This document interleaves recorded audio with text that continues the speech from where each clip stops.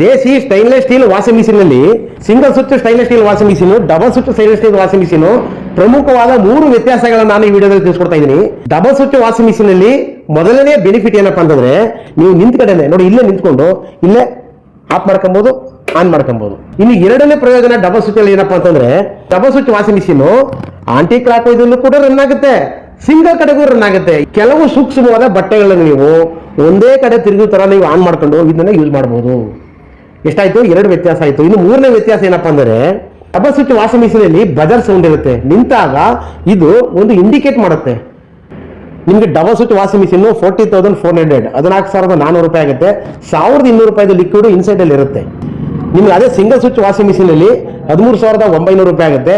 ಇದ್ರ ಒಳಗಡೆ 1,200 ರೂಪಾಯಿದು ಲಿಕ್ವಿಡ್ ಸೋಪ್ ಒಳಗಡೆ ಇರುತ್ತೆ. ಅದು ಬಿಟ್ರೆ ಇದ್ರ ಕೆಪಾಸಿಟಿನಲ್ಲಿ, RP ಪವರ್ನಲ್ಲಿ ಮತ್ತು ರನ್ ಆಗ್ತಕ್ಕಂಥ ಸಮಯದಲ್ಲಿ ಯಾವುದರಲ್ಲೂ ಕೂಡ ವ್ಯತ್ಯಾಸ ಇರಲ್ಲ.